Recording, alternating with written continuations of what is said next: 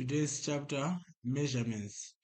Objectives of the lesson. By the end of this topic, learners should be able to estimate physical quantities such as length, mass, time, and temperature. Identify appropriate instruments for measuring different physical quantities. Measure accurately using correct techniques and tools.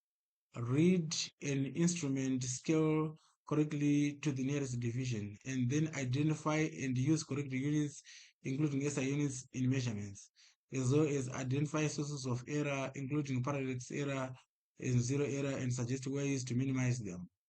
All right, let us now move on to the first concept, estimating physical quantities. Right, let us take a look at these bags. We need to estimate, because estimating is a skill that gives you an idea of the approximate size of your answers before you have calculated them before. For example, here, take a look at this bag. Let us estimate what is this, the weight of this bag, the mass. Is it a 2 kg or a 50 kg? No, it can't be a 2 kg. So according to these bags, this one is a 2 kg, 5 kg, 10 kg, 25 kg, and approximately equal to 50 kg. And then you will know if your measurement is far off after putting them on the scale. Instruments for measuring physical and quantities. I'm going to explain physical quantity. Length, in this case, is measured by a meter rule. The SI unit is meter, and the symbol is like this. And then this is a meter rule, scaled from 0 to 100 centimeters. Mass is measured using balance in kilograms, and the SI unit is kgs. These are the instruments which are used to measure the quantity. For example, this one is a balance, where this is a pointer beam. This one is called a beam balance, and these are pounder masses. But nowadays we have got digital scales, which serve the same purpose as the beam, as the balances. Time is measured using a stopwatch in seconds as the SI unit S. So this is the stopwatch. Temperature measured used a thermometer in degrees Celsius, and the symbol is degrees Celsius like this. So this is a thermometer. All right. Let us now move on to the next physical quantity to be measured. We can measure luminosity, which means light brightness. It is normally calculated using a photometer, and the SI unit is the candela, which is SD, and this one is a photometer. There are various instruments which are used to calculate luminosity. Electricity current is measured using an ammeter, and the ampere is the SI unit, A is the symbol. Right? Let us now move on to the next concept, where we are going to cover measuring accurately and reading scale to the nearest reading. Right? Suppose you want to measure this, the length of this line, you have to start with this 0 at this line, align to this digit, and then at the end of the line, see which mark is responsible there. This one is 70 centimeters. So this smaller mark is 75 according to the reading. And then so the above one is now 76, 77 centimeters, because from 0 to 10 is simply 1 centimeter up to 10 centimeters like this. So that's how we read accurately according to this scale. So let me give you another instrument to measure. This was for measuring length. So we can read the scale for measuring different units. For example, if we measure temperature in this case, the reading on this scale, take a look here. This is the reading 0, but want to move upwards to reach the meniscus point of this mercury in the thermometer, which leads to this point.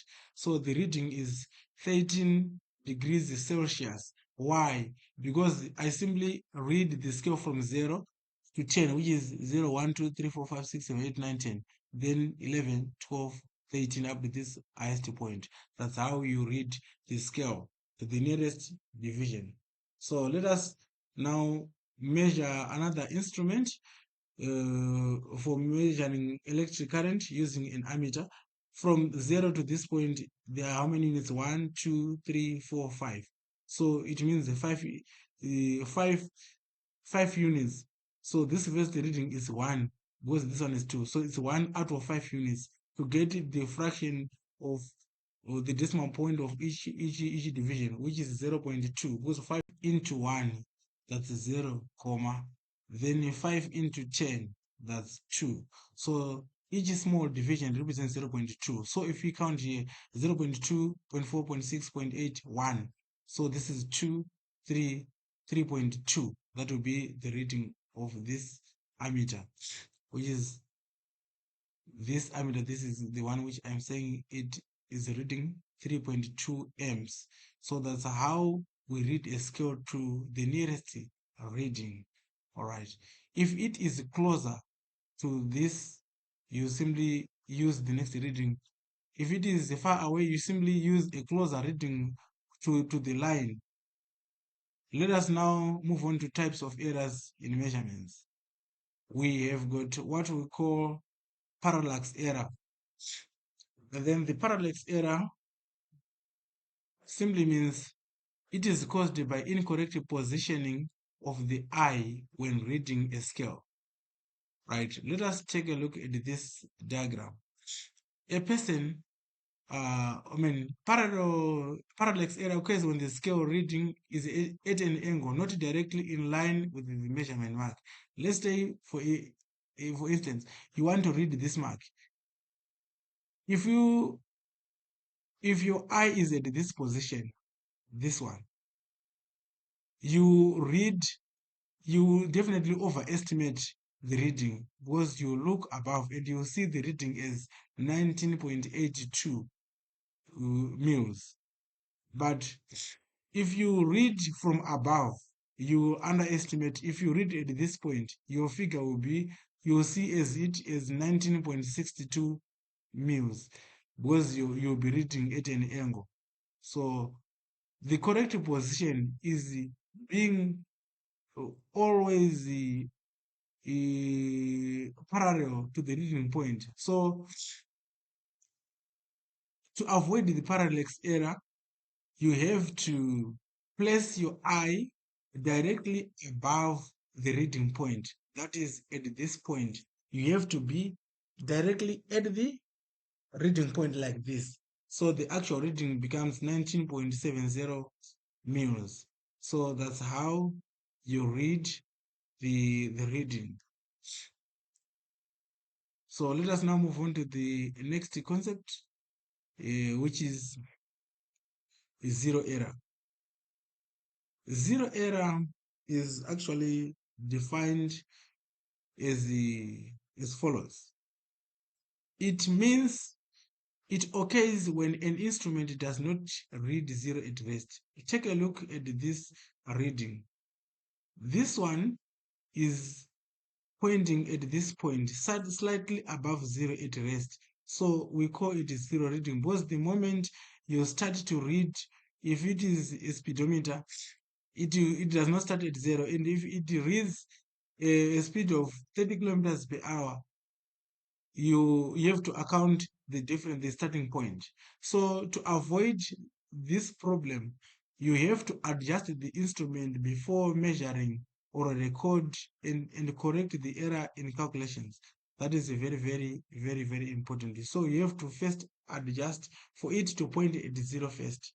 So this one, we call it a positive zero error, because it is slightly above zero.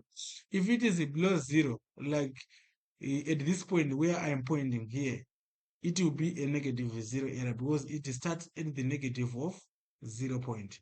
So this is all about measurements, ladies and gentlemen, boys and girls. Go ahead and answer the questions below on this exercise to enhance your understanding. Can you invite your friends to join Mugombi Online School? You can join by visiting our website, mugombionlineschool.com. For any assistance, you can contact the help desk, SMS, or call these numbers. Thank you.